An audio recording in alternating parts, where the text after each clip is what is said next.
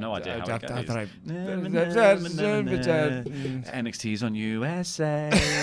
Something. NXT's on USA. We shouldn't have done a Miley Cyrus song. Absolutely not. No, that was Chopper's idea. That was stupid Chopper's idea. We said Chopper should do it, and then he was like, absolutely not. No. Anyway, so what can we expect from NXT heading to the USA Network next week? I am Luke Aaron. This is El Fakador Laurie Blake. Press the thumbs up button, press the subscribe button, do all the stuff that YouTube wants you to do in order to actually see this video, and get your super chats on what you'd like to see happen with NXT when it goes to USA to King Chopper Whopper. All hail King Chopper Whopper. Chop of the morning, /afternoon, /evening, /night. Hi, how's it going? So you're a big Miley Cyrus fan then, Chopper Whopper? Oh yeah, totally. Yeah, totally. Not at all. But well, you were the only one in the room who knew the song. Yeah. I know the one line of there's a party in the USA, and I figured it would be good for, NXT's on USA. Yeah, we've also could have done Born in the USA. Yeah, well, I was going to say that was what I just suddenly thought of then. I was like, why didn't we go with that? Because at least that's a song we know. Yeah. Oh, well, we did what we did. So this was a show that, before we do that, Screenstalker, later on today, will feature our review, mine and Ollie Davis's review of Ad Astra, the new Bradley Pitts movie. Bradley Pittance. Bradley Pittance, as he's known to his friends. In the spaces. He's done a movie about the blackness of space. And we went to go see it earlier in the week, and we do a full review of it, and we also send Chopper Whopper into G-Force. Yeah, it just as an astronaut test. Astronaut testing, yeah. Laurie tested him to be an astronaut, so it's all good fun. But yeah, that's going to go up later, and we'll let you know when it goes live, or if it goes live during this broadcast. But let's talk about this week's NXT. It was a show that felt more like, guys, we're going to be on USA next week, so here's a filler show. Get excited about next week. It was an advertorial, wasn't it? It was very much like if you want to buy these products, you can also wait until next week, because then it's going to be something might actually happen that's going to be worthwhile. Yeah, there was a limited amount of furthering of story in this show. It was like most of the big names beyond the Rhea Ripley, Shayna Baszler thing were just placeholder, being like, and I'll be there. Yep, and And I'll be there. This will be a match. Me too. Yep. Dakota Kai's coming back. Yeah, that was some big news that we got from this, but it was just a case of that this show was a filler episode before we get to USA Network. But what a stacked old show they have announced for this USA Network. So last week it was announced there was going to be a triple threat between Bianca Belair, Io Shirai, and Mia Yim to crown a new number one contender to the Women's Championship, Shayna Baszler's Women's Championship. Then on this show, Candice LeRae complained to William Regal that she wasn't a part of the match, so Regal made it a fatal four-way, but also added the caveat that if Rhea Ripley wins her match on this show, he'd make it a fatal five-way.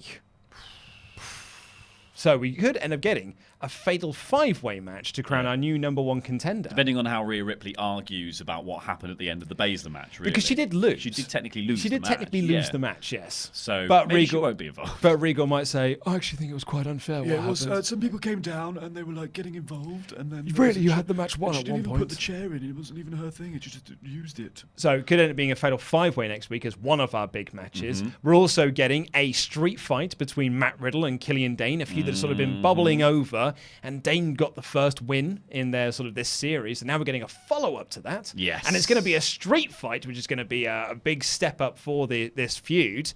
And we're getting the announced North American Championship match between Roderick Strong and the Velveteen Dream, where you've likely got to figure that Strong's winning the title. Yeah. Yeah. And they announced we're getting a tag team title rematch between the Undisputed Era and the Street Profits. Yeah. So I guess that's the interesting thing, is that match is also happening. So it does put the Roderick Strong winning the North American title conversation on hold to a degree, because you've got to imagine that they might choose to go with the Undisputed Era sweep as their first show. I've said before, and I'll say it again here, I don't think that's the best choice for the first show on USA, because you're opening up to a whole new audience. I don't think one faction controlling the whole thing from the off makes it easy to sort of build up other people who are outside of those 4 men. Like, I think you'd be better off actually having Dream retain and the Profits win. Mm-hmm. And that way you can still tell the story of the Undisputed Era chasing all the gold rather than immediately achieving what they'd set out to achieve. Yeah, so if like your opening contest was Strong winning the title, and everyone thinks, okay, so we're getting that clean sweep, particularly because the Profits are going up to Raw. And actually the big swerve at the end of it is, oh no, the Street Profits have won back the tag title, so the Undisputed Era still haven't got their their clean sweep that they want. The money's in the chase, right? Like it's like it's always about whoever is the popular person chasing their aspiration, and the Undisputed Era are the most popular thing in NXT.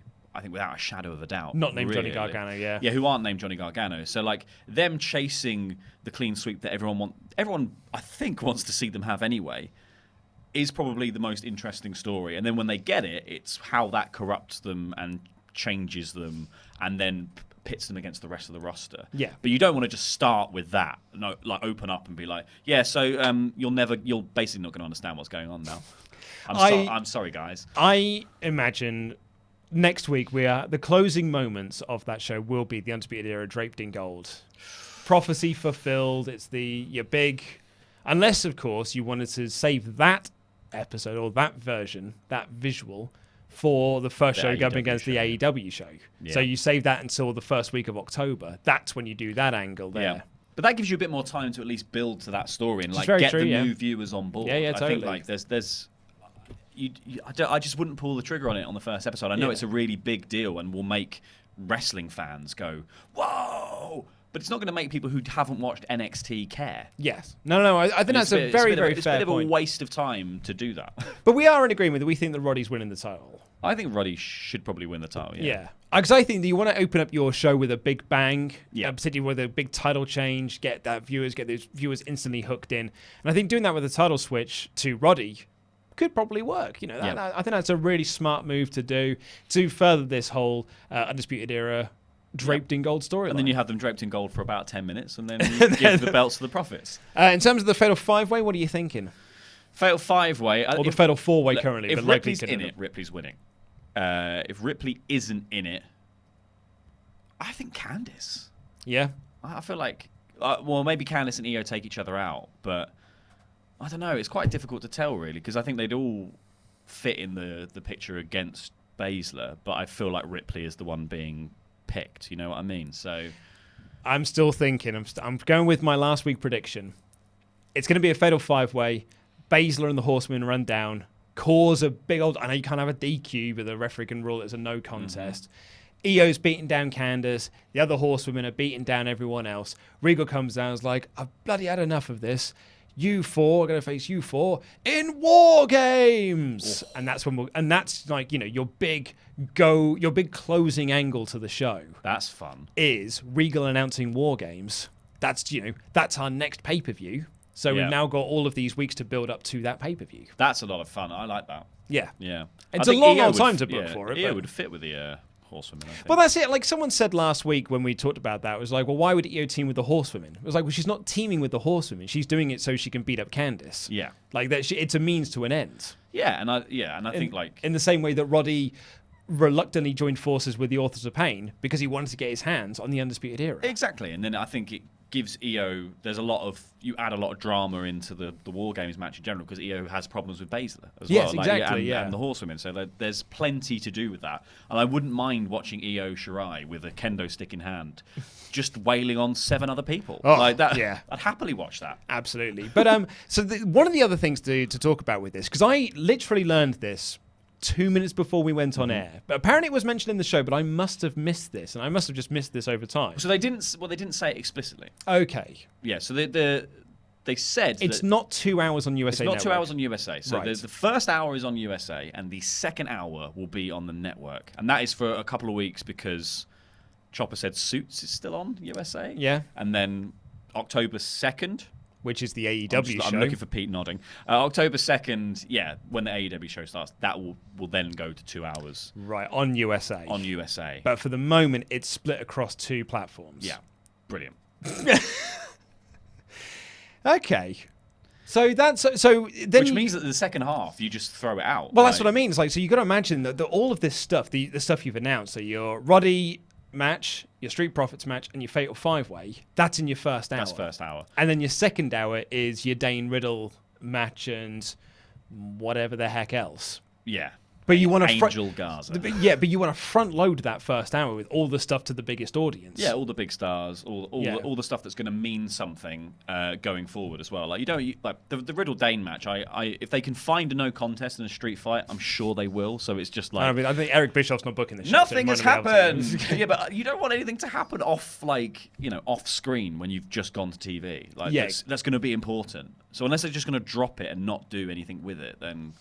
Yeah, so I'd have thought we'll do the Matt Riddle Killian Dane match will be on the network version of the show. It's actually almost like you'd think that it might be a good thing, a good way to do this. Like you are watching the USA Network show, you actually just really got into this. You got the big War Games announcement, if we're going with My Fantasy Booking, and it's like, and if you head on over to the WWE Network now and you subscribe for free, not only do you get last week's Clash of Champions, but you also get another hour of this show featuring Matt Riddle versus Killian Dane.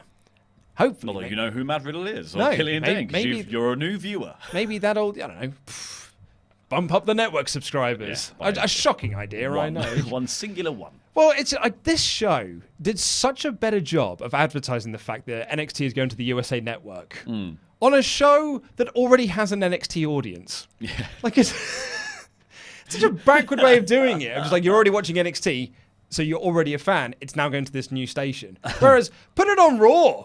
Put it on SmackDown. Yeah. Tell people it's going to be on USA. Don't just say, "Oh, by the way, here's a wall of tweets. It's going to happen." Well, it's that sort Advertise of thing. it. Yeah, well, it's that sort of thing. It's like you're preaching to people who already watch NXT. Yeah, you're preaching to the converted. Look, if you want to watch this, you're going to have to go over there anyway because that's where it's going to be.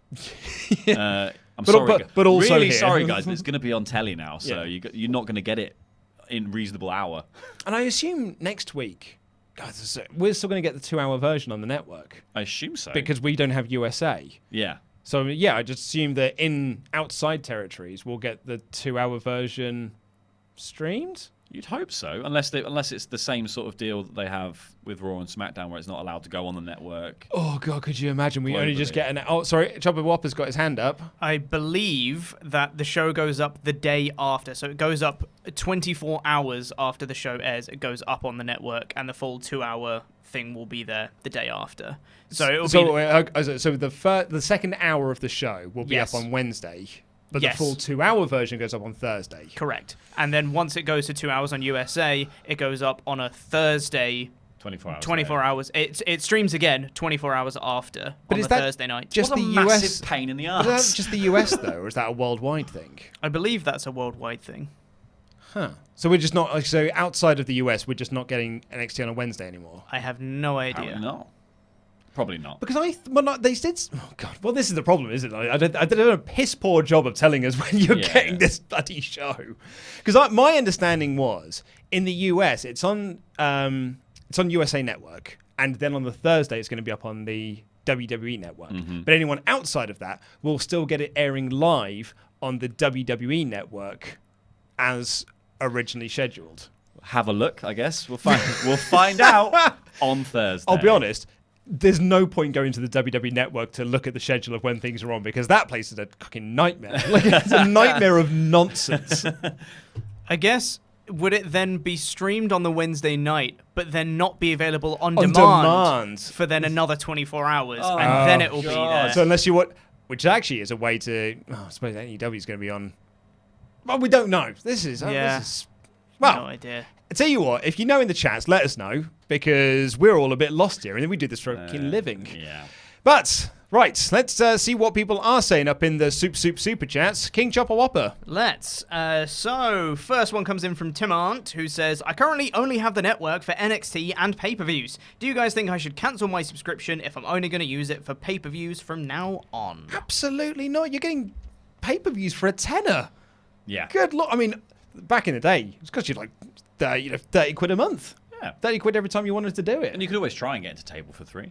Yeah, you could try to. You've also got all the back catalogue of stuff as well. Like the archive alone is worth 10 quid. It is really 10 useful. quid a month. It's wonderful having that Yeah. archive. And also, if like NXT Takeover UK becomes a more frequent thing, or any Yep. of that stuff, like it is useful. Yeah, Like, totally. There's a lot of stuff on plenty the of network. really good stuff happening in WWE that's worth dipping into. Yeah, and that's what I've always said about the network, is that it's actually brilliant. Like, it's really, really good. If you are a WWE fan, if you are a wrestling fan, it's just a treasure trove of wrestling. Like, you watch any WCW pay-per-view you want, any ECW pay-per-view you want, any WWE pay-per-view you want. Just at the touch of a button, you can watch Backlash 2000. Yeah. That's great. Well, it's genius. It's genius in that regard, but like all things that are archives, it sits there untouched for ages because you don't always go, "Oh, I really fancy watching ECW One Night Stand," but then when you do, you can dip back in. But it doesn't serve their core audience at the moment because of the Raw and SmackDown delay. Yeah. So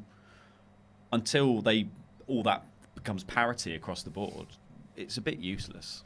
I know, but to be honest, I think for the pay-per-views themselves, Yeah, only that paying is- I mean, $10 a month. That is very useful. Yeah. Like, you know, not in the UK, but in the US, it would just be $60 to buy a pay-per-view. Like, and you're getting it for $10 now. Like WrestleMania, you're getting WrestleMania for $10, and if you cheat the system, you get it for nout. Like, that's great. Cheating the system's great. Jay Jones says, if AEW make women's tag titles, do you think WWE will start pushing theirs? No, I'm going to say no. I don't think WWE care. I think they did it for they were a prize for a thing to make things feel important, and then they lost their usefulness.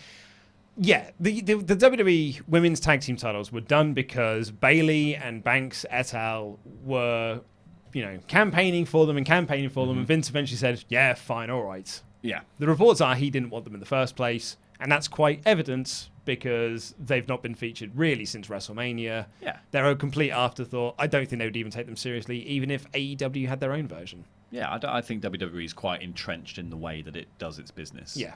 I don't think they're going to change their product heavily Yeah. despite the competition. No. J. John Johnson says, if NXT does better in ratings than Raw and SmackDown, do you think Vince would give Triple H more control? I, for starters, think it would be highly unlikely that NXT will draw better ratings, considering that when SmackDown was amazing last year, it wasn't drawing the ratings Raw was getting. Yeah. It was always secondary to Raw in terms of ratings. I can't see NXT getting that same level of traction. Well, there's an internal hierarchy within the company that has been long decided that Raw is the top show, SmackDown is the secondary show, and anything under that, Vince doesn't care about. Yeah. So Might as well be ECW. even if like NXT got good viewers, it's not going to get. I don't think it's ever going to beat Raw in the ratings because even WWE themselves aren't going to make it feel as important, push it as much, pay for the advertising for it. That they're probably giving Raw much more advertisement across the board elsewhere than SmackDown or now NXT is going to be like even further down the list now. Triple H is going to get complete control when Vince steps down. Look at the way they pushed NXT outside of NXT. Yeah, quite. Yeah. I mean, I know really after those viewers. Yeah, I know a few people have said, "Oh, USA Network have run some adverts." Run them on Raw. You've got time on Raw to run. It's a 3-hour show. Have people from NXT appear on Raw.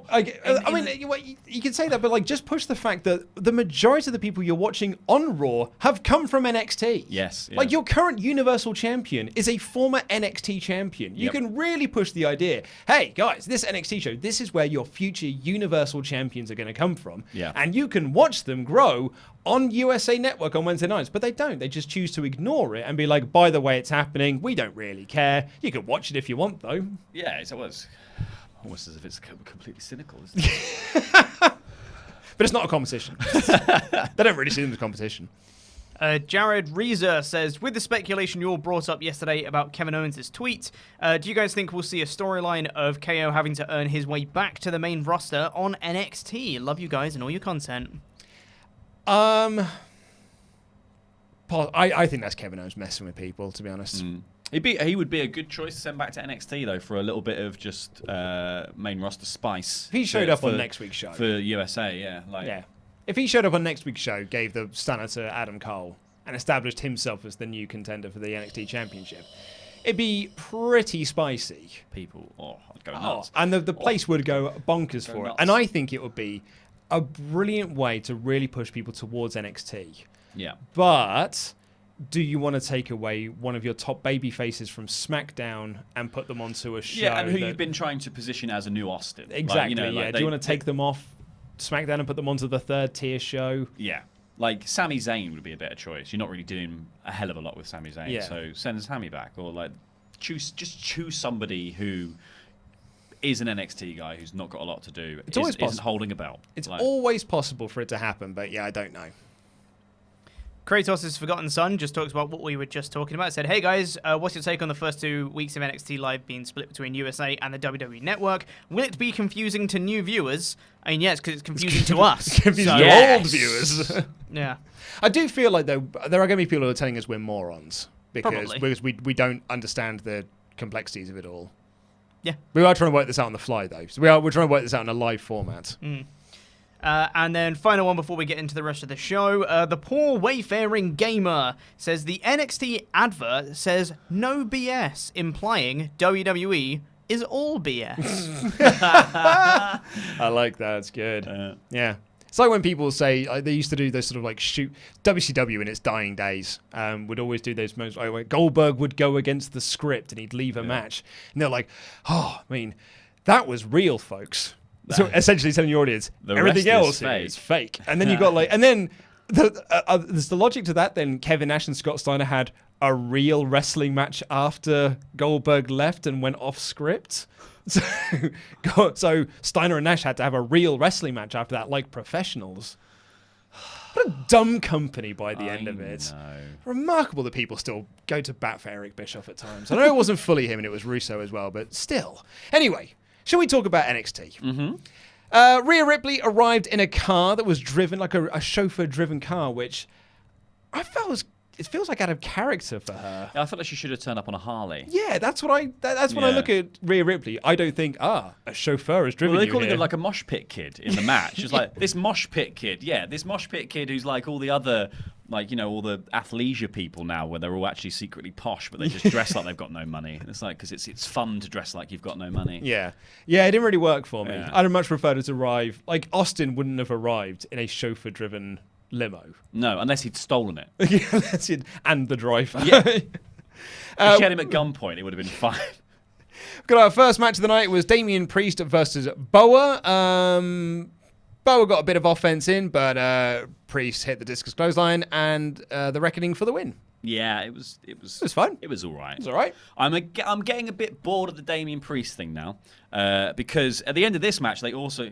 Yeah, I don't like he's Usain Bolt. Like, Well, he's the Arrow of Infamy or whatever. Which the Archer of Infamy. He's the Archer of Infamy, and he wants to live forever. He's got a lot of catchphrases for he doesn't do much. And none of them are good. Yeah, and at the end of the match, they're like, okay, well, he's beaten Boa now, so Damian Priest has proven that he's ready for the next level of competition in NXT. He's like, you said that when he beat Keith Lee. Like, you said that the week before when he beat some other schmuck. It's like... Bo was out first in the breakout tournament. When is he going to get this next level of competition on NXT? Like, stop just putting him in squash matches. It's boring. Yeah. I've had enough of he just comes out and does 5 moves. Most of which are discus something, by the way. Like, discus clothesline. Discus boot. It's because he hangs out in all Spinny those crossroads doodad. goth discos. Yeah, So he's but doing goth disco clotheslines. And that's the thing is that I'm well aware that Punishment Martinez is capable of amazing matches. Why aren't we seeing them? Yeah.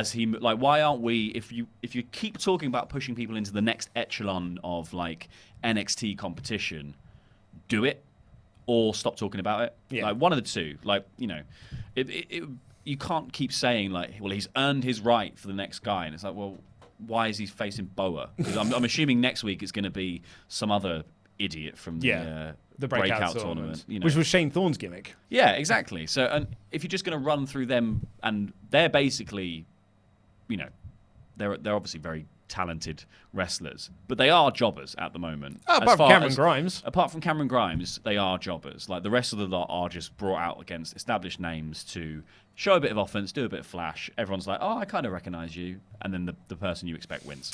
Yeah. We got a promo for Roderick Strong versus the Velveteen Dream. Dream cuts a promo saying that his title isn't in jeopardy, and you're lying to yourself if you think so. Roddy says, are you ready for a one-on-one experience? The match is going to take place next week. I liked this promo. Me too. I enjoyed the level of green screen. The amount of like the hand comes in over the top of something and clicks, and then it's like fire in his eyes. I was like, this is 80s chic, and I enjoy it. It's goofy nonsense. Love it. Johnny Gargano returns to NXT, the first time we've seen him since his match against Adam Cole in the 2 out of 3 falls match. People were very into him. Yeah. Yeah.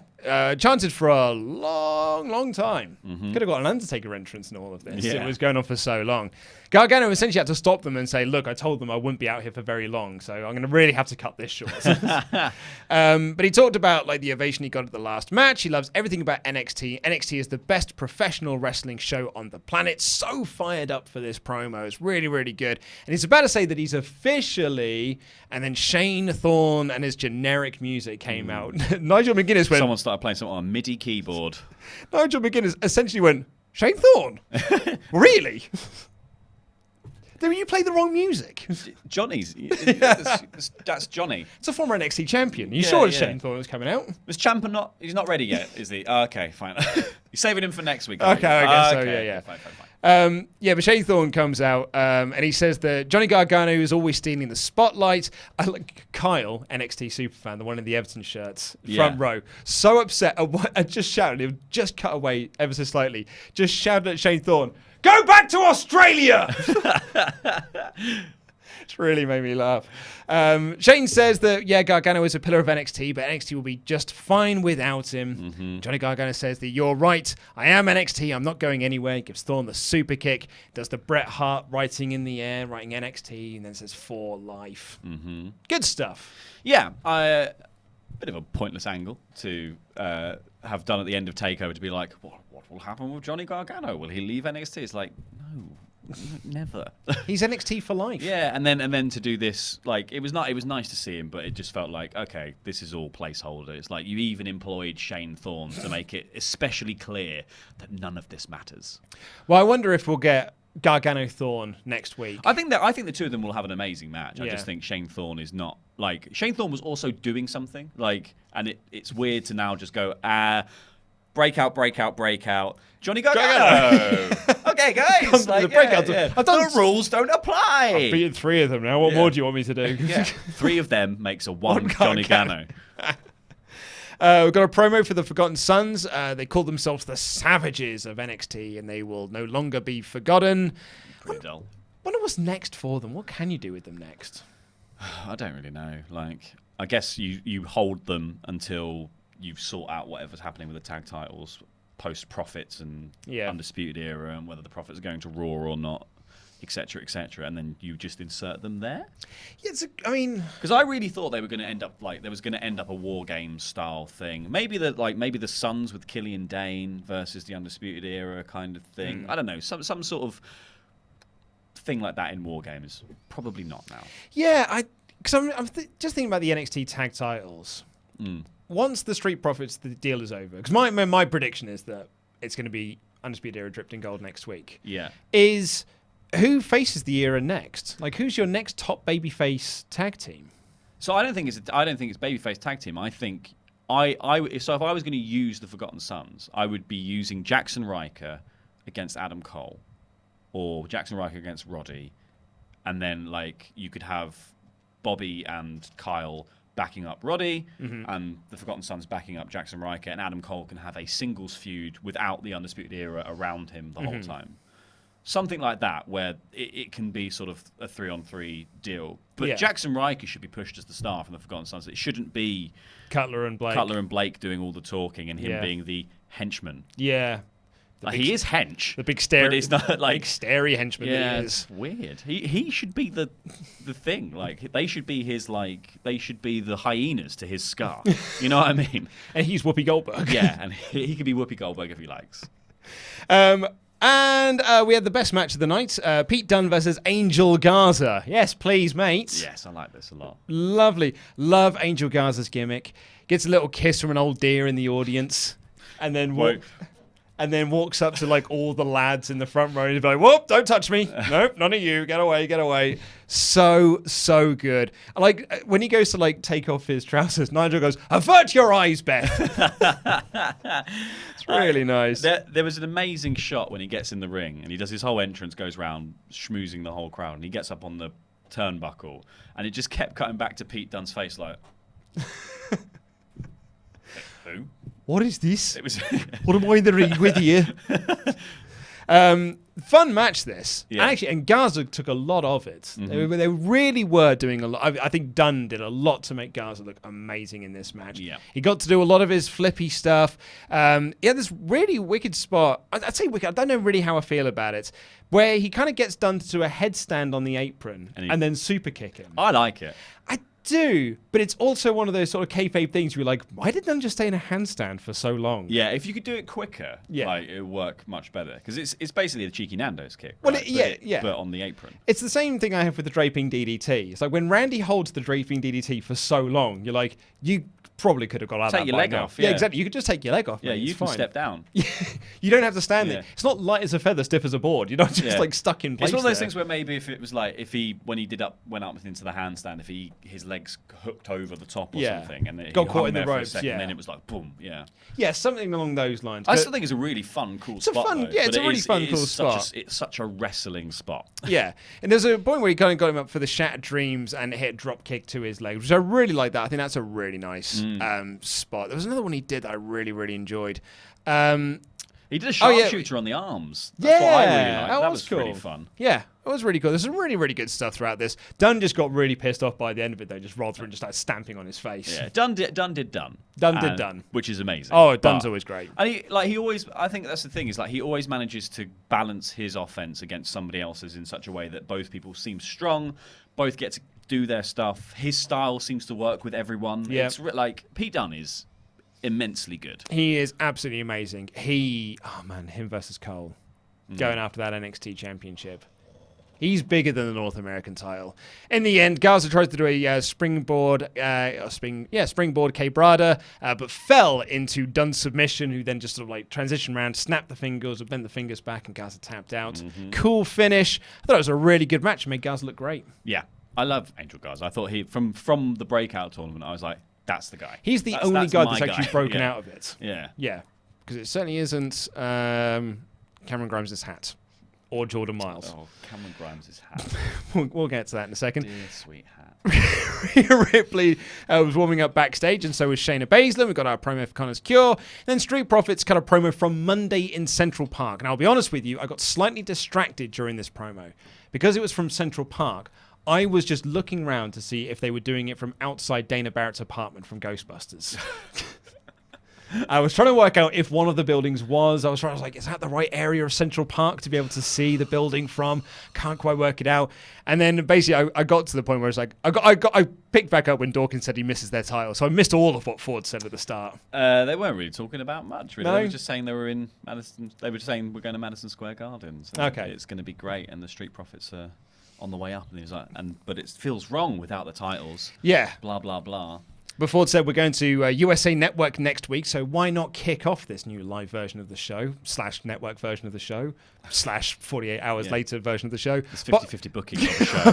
By winning back the tag team titles. But they're up on a big rock. How are they going to get down? They asked a lad how to get to Madison Square Garden. He said it's about 2 miles that way. And then they were like, now how do we get down? We're going to jump? We're going to jump, just walk? Yeah. I liked it, man. It wasn't their finest promo. Oh, no, I enjoyed this. I really enjoyed it. Maybe it's just because I like New York. Maybe. And I just like New York. I saw Central To be Park. fair, and I you was started like, thinking about Ghostbusters, so I Yeah. imagine your faculties weren't entirely with you. I was just thinking about Dan Aykroyd and Bill Murray the entire time, going like, God, that's the best movie ever made. Got a great promo. Yeah. Then we got Raul Mendoza returned to television Hey, to there take he on is. Cameron Grimes in his new hat. God, my Lord. He looks like a Noel Fielding character. So Cameron Grimes, it was like Cameron Grimes during the breakout tournament was a young lion. Like he just had plain black trunks, and that was it. And then he's like, and now I get to do my gimmick for real. I've got a waistcoat and a hat. Here I am, bitches. They said that he's going back to the vaudeville sort of carny days of NXT. Yeah, contacts as well. Yeah, which doesn't really fit the promo that he was doing last week. Like his "I'm a crazy man" promo does not fit. I've now got a hat. Yeah, I'm a ringmaster. Yeah, American Horror Story. I will say though, credit to Grimes, because I really like Trevor Lee. He's really good. I'm a big Trevor Lee fan. Yeah. I think he was so good in Impact. He was marvelous during the Super Strong Style tournaments for the one round he was in for Progress so this funny. year. The dab that he did, a wonderful bit of improv. Yeah. Just him saying like, because he was having a match with Ilya Dragunov, being like, "Me and you, man, we're both NXT. We're both." That's not what it says in terrible North Carolina or South Carolina, wherever he's from. We're both NXT. And then suddenly was like, I mean, I'm from the proper one. Yeah, I think he's really good. I feel like the hat is so distracting. But he's got a new hat. It's so distracting. Yeah, it's so distracting from the gimmick. It's like he's Hitman. It's like he's a different person now. He's put on different clothes. He's going to dress as a waiter next week. I just don't get it because it's. Like they always were saying, he's like he's a savage, but he was what was it saying? He was caveman. He was like caveman something. Caveman. He's like a smart caveman or something silly like that. But it's like, okay, but why is he wearing the hat? Like. But the other thing I will say as well, he's the only guy in that whole breakout tournament that's got good music. Mm-hmm. Yeah, he does. And he has got great entrance music that totally fits his character. Yeah. At least the old version of it. Probably not this version, but he does have. It does comes out on an elephant. It sounds like his old Impact music, which may be why I think it works. Anyway, Raul Mendoza's back. Yeah. He lost here, but he had this really cool moment where he Cameron Grimes was sort of standing up and Raul Mendoza was on the top rope and he walked along the ropes, Undertaker style, and then did a drop kick. It's a really cool spot. I liked it a lot. Wicked. Yeah, he's really good. Crowd went into this at all, but I thought Mendoza was awesome. Yeah, I thought there was a couple of good little sequences. There's a good sequence where Mendoza did his like running jump through the middle rope thing when he gets whipped into the corner, and then Grimes runs into the corner. Mendoza goes for the big springboard, but Grimes just pops up and drop kicks him off the rope. That was like, that's so cool. They worked together really well. I'm also not quite getting across with Grimes the fact that he keeps winning matches that he's losing by just doing that double drop kick thing. Yeah. And it doesn't put him across as like a threat. It just puts him across as like an opportunist. And I don't think that's what they're going with the caveman. Yeah, it's not the greatest finisher I've ever seen. No. I really like the finisher. I think it looks good. I just think he's won. I think this is the second match in a row he's won with it like as the other person had been dominating for minutes at a time. It can hit out of nowhere. And he just goes, huh! And it's like, I win now. And it's like, I get the point that you're trying to build it can come from anywhere, but it doesn't make him look like a credible star. Against Raul Mendoza. Well, yeah, quite. You only just got a jacket. Well, I mean, you did point out that, like, if you're from the breakout tournament, you're now effectively a jobber. You are, yes. Which just means that Raul Mendoza is below the breakout tournament. Yeah, he's on 205 Live. It is the lesser version. Yes. It's just being absolved into NXT. But it was fine stuff. Then we got Candice going into Regal's office to ask why he keeps rewarding EO. Regal says that he can't change things, but instead of a triple threat, I can change things. Instead of a triple threat, it'll be a fatal 4-way. And if Ripley wins tonight, it could be a fatal 5-way. Candice doesn't care. She just wants to get EO. Mm-hmm. Well, that's not the attitude to have to get a title shot, Candice. Dakota Kai's coming back. Yeah. Yes! Team Kick. The captain of Team Kick is coming back to NXT. The captain of the one-person team. Well, Tegan Nox is back as well. True. Yep. My girl, Dakota Kai, is back. The person I have been pushing for to take the belt off of Shayna Baszler. It's the one that makes the most storyline sense. Mm-hmm. It depends if they're going to do the Team Kick thing, though, now. Now she's got Team Kick branded gear as well. But what are they... I mean, you could say they're going to go for the women's tag team titles, but they've been once onto NXT, and that was it. They taped a match, they didn't even air it. You might as well put it on NXT at this point, because they'll do something with it. Just give it to NXT. Yeah. It's another match for TakeOver as well. They won't have to keep making up like a an opening match. But I like that, though. I like the fact you do it. Every match is the title. Then we got the announcement that Dane and Riddle are having a street fight next week. And then we got our main event of the evening, which was Rhea Ripley versus Shayna Baszler. Ripley has got a great entrance and a great presentation. Great music. Oh, great music. She just looks rad. She has presence. Like, she's got that sort of star quality where you watch her walk in, you're just like, oh yeah, you're going to be a massive deal. It's so funny as well, because if you go back and watch the first Mae Young Classic, she was just like, I'm a pretty young girl, I've got my long blonde hair, and I'm really smiley, this, that, and the other. I'm the sort of girl that you can take home to mum. And now she's there, it's like, no, now I'm your daddy. Yeah. I think it's a boss character for her. And the story of this match was that Baszler couldn't lock in any of her submissions because Ripley's too big, she's too strong, she's too powerful. She would try and get the clutch, and she was like, nope. Slam now. I get this again worked really well, and it's so interesting that so many NXT UK people are so over if they appear in Full Sail. Yeah, like Pete Dunne showing up, Rhea Ripley showing up. Those were the two biggest pops, pop beyond Gargano, obviously, but like those were the two biggest like whoa moments of this show.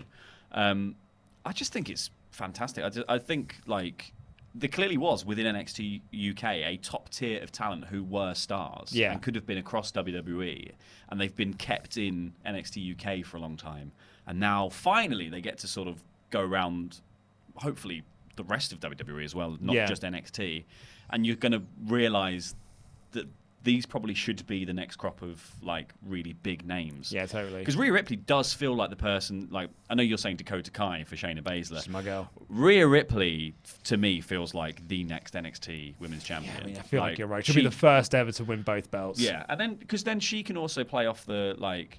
She injured Tegan Knox, right? Didn't she? She was in the match with Tegan Knox, so yeah, she can play off that into the Dakota Kai feud. Yeah. So it's kind of amazing that it was. I mean, it's not that amazing. She is tall, but it wasn't Toni Storm. After Toni Storm lost the title at Cardiff, and I just always figured that they absolutely loved Toni Storm and they wanted to do some big things with her.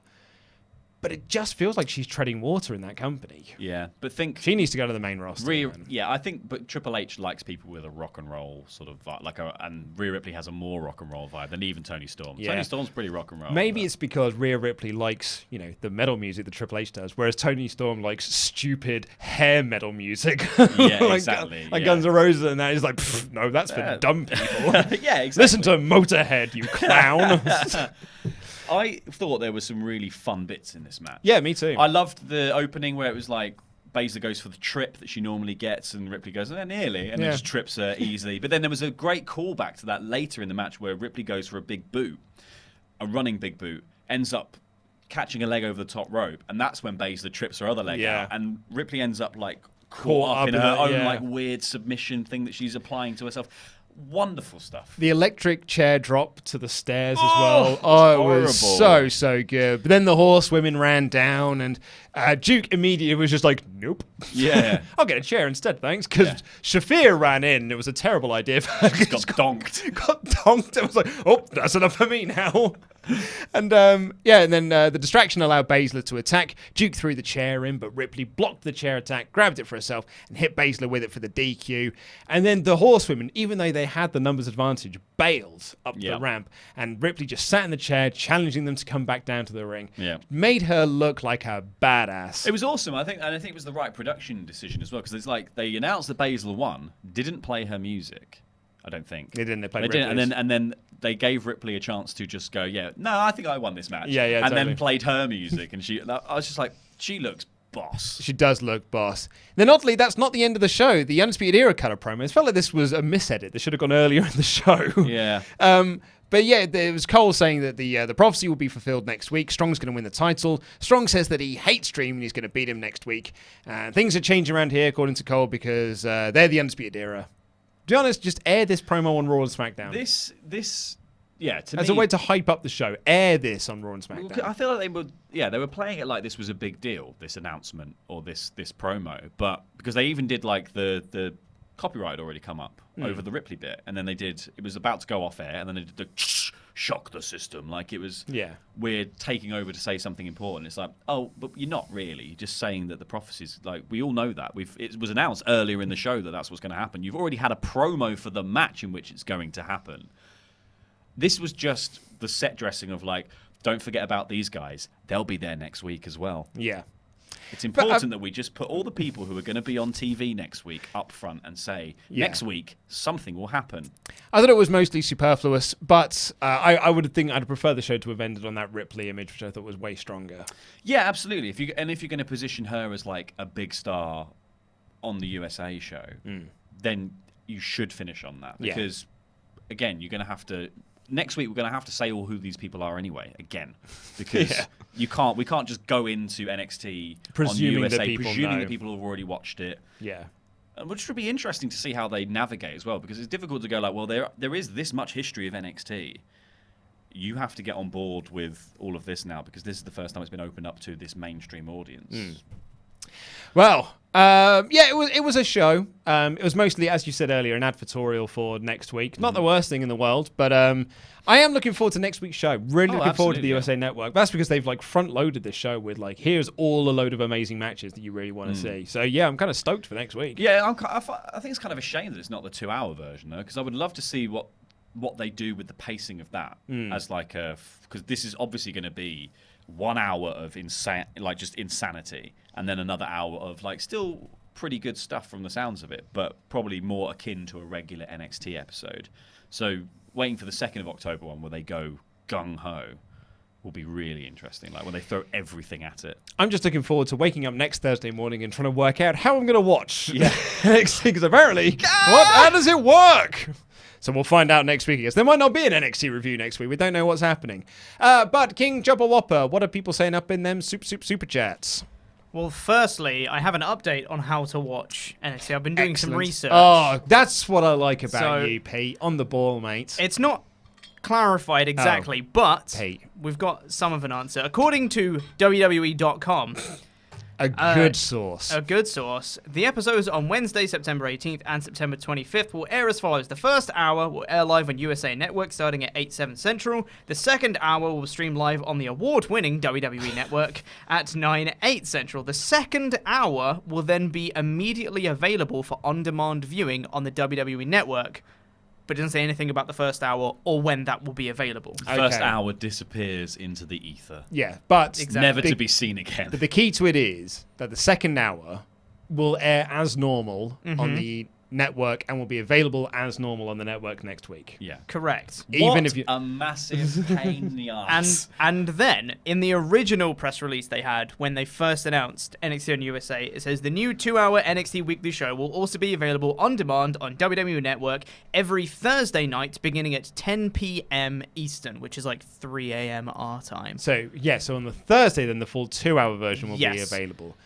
Right. Yeah, which is just really confusing. That clears things up for me. I'm now all caught up. I know what I'm doing next week now. That's great. Thanks, Pete. Cool. Good work, mate. No problem. Next week we're watching it across 2 different platforms. Oh Yes. yeah, totally. Yeah. Yeah, I know. I have to do the naughty bit first, and then watch the network version. Yes. Oh, eh? Right. Anthony James says, Strong wins the title, then Era beatdown Dream, Profits come down and everyone gets in a big brawl, Owens' music hits and he stuns the Era, and then they announce War Games. I don't want this video in War Games, though. I want my ladies' War Games. That's what I'm pushing for this year. My lady War Games. My lady War Games. A little bit of the War Games. Update, folks. Screenstalker, their review, or our review, of Ad Astra is now live. Yes. So once you have finished watching this wicked live stream, head on over to watch that video. Watch me and Ollie review Bradley Piddle's new space-time film.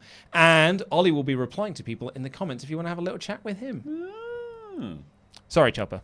No, that is fine. Ed Fries, you'll have to explain, because I know you've explained this several times, but Ed Fries says, the NXT advert has played on USA on Raw and SmackDown for weeks. Not on Raw and SmackDown. It's playing an ad breaks for Raw and SmackDown, but I'm talking about doing an actual promotional video package on Raw and SmackDown, Within the show. where Michael Cole is telling you what it is, because the problem with saying that people watching adverts, people don't watch adverts anymore. People walk out of the room. That's why adverts are louder. Yes. To chase you out of the room. And in this DVR world, in this recording world, a streaming world, where people are just forwarding past adverts now. There's an advert currently on UK TV that features the cast of Red Dwarf. I love Red Dwarf. I've never seen that advert because I'm always fast forwarding to get to the next bit of Bake Off or the next bit of. You honestly haven't missed much, mate. Well, I don't know. I won't have done, but I still, as a fan of Red Dwarf, I do want to see it because it is the original cast. So airing it on the USA Network in an ad break is not the same as an episode of Raw where Michael Cole, Renee Young, and Corey Graves say like, "It's coming to USA Network. Here is a 3-minute video package of why you should be excited for that." There's a world of difference. There's so much more they could have done with teeing it up. Absolutely, they? yeah. Use any of the NXT guys on Raw. There you go. I did see someone in the chat. I can't remember who it was. Sorry, but it's not just like Rollins is the Universal Champion. They've got Bayley. They've got Becky Lynch. Yeah, quite. They've got like all the other the other people that I can't think of Banks, right now. But Charlotte, Nakamura, yeah. Like all Former the NXT champions are like NXT guys. So apart from Kofi, yeah, Kofi and AJ. A lot of people, like a bunch of guys in the final match on Raw with Austin in the ring were NXT guys. That's right. Like, absolutely, at least half the people in the ring there were NXT guys, right? Rude's a former NXT champion. The Viking Raiders. Baron Corbin's former NXT. He's going into. So is Chad Gable. They're going into the King of the Ring finals together. Like so much of the current main roster is former NXT stars that you could push and make a big deal out. Well, you could have in the promo, like if you did promos for the matches on Raw, you could have done a little promo of like, this is their NXT career. Oh, yes! This is their NXT career. Right. And NXT's coming to USA next week. Perfect. And if you want to see the next crop of WWE legends and the next crop of WWE Hall of Famers, you tune in on Wednesday and you watch it. Granted, I've been saying they've been doing this for years when it was on the network, because it might have made people subscribe to the network. But, what do I know, I guess? I think you forgot the most important champions being Alexa Bliss and Nikki Cross. Yep, absolutely. Former NXT people. Alexa Bliss's promo package wouldn't be as good. Alexa Bliss's video package would be, and she was a manager of Blake and Murphy. She had that one match with Bayley right before she left. She was also, they could have done stuff from her babyface run where she was the cheerleader. She was the pixie cheerleader. Oh, and she had the sparkle She splash. had the sparkle thing. Yeah, the sparkle splash, that's right. Yeah, it wasn't the Twisted Totally. Bliss. So bad. It was the sparkle splash. That's why I fell in love with Alexa Bliss. Joshua Ross, we spent a long time on that question. Joshua Ross says, "Hey dudes, do you think the WWE Network is fairly priced in the UK? $9.99 is $12.33. Seems a bit carny to me." I mean, we've got such a fluctuating pound that it could be worth anything, in the upcoming days. But I think £10 a month's fine. Yeah, with 5 Haribo at one point. Yeah, no, I think it's a fair price. I think $10 a month's perfectly fine. Yeah, I think it's fine.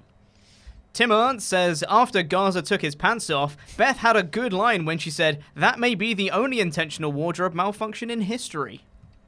Good line, That was Beth. a good line. Well, I'm warming to Beth. I think her and Nigel are getting some good interplay together. I think she's finding her settled fate. in. Yeah. I think Michael Cole is doing a very good job of producing the three of them. Mm-hmm. Stevie Ray says, "Thoughts on the next NXT Women's Champ? I want Rhea." Oh, you gone for Rhea? I didn't. No, I think Rhea will be the pick. First name Dyer. I just don't think. I can't take credit for that. That's from it's Jason Manzukis and How Did This Get Made? I think. I think she will be the pick. I don't necessarily think she should be the pick. I think Dakota Kai is a really good storyline choice. I think Candice would be a very good choice. Yeah, totally. And then Rhea could chase. Yeah. Matthew Shields says, "I just want to thank you for all your hard work. I look forward to your videos and live streams. Lovely time with the boys. Have a great rest of your day, guys." Thank you so much. Enjoy the rest of your day. Dina Cisse, who I believe is a moderator on the Discord server. She is indeed, yeah. I wonder if you've said the name right, because I think, going by what she has said within our Discord chats, no one has ever said the name right.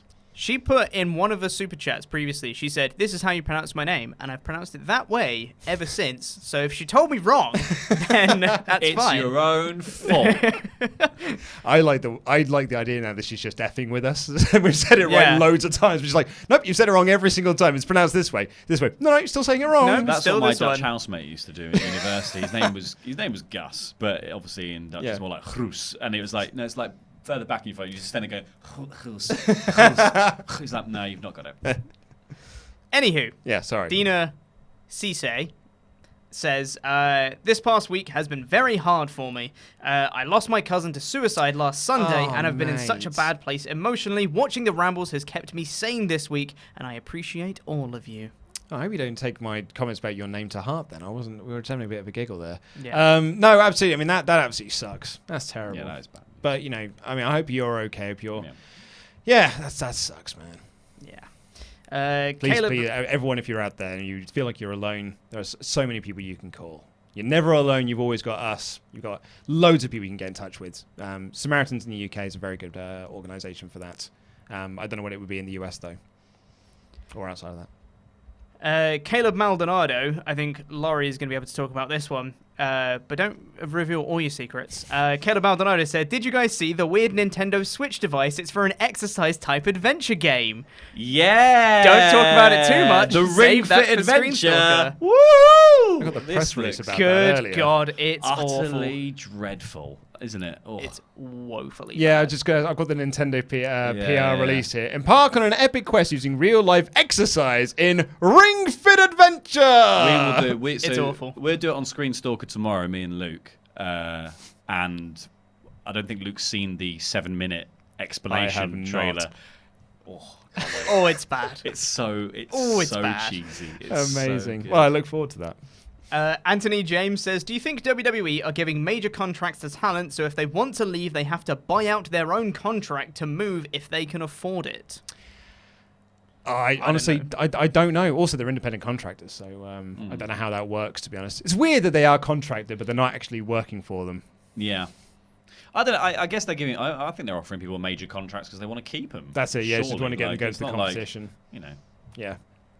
Craig Taylor said, glad to see you're okay, Chopper Pete, after the powerbomb on SmackDown. Thanks, me. It still wasn't me, though. Thomas Lagden says... We can recreate it quite easily, though. Right? Yeah, we could, yeah. Thomas Lagden says, hi, guys. First time I've watched live for ages. Love watching you all. Keep up the brilliantly average content. Oh, thank you so much. What a kind thing to Yeah. say. It's my greatest pleasure being woefully average. Oh, yeah. That's what I tell my wife all the time. Brilliantly average.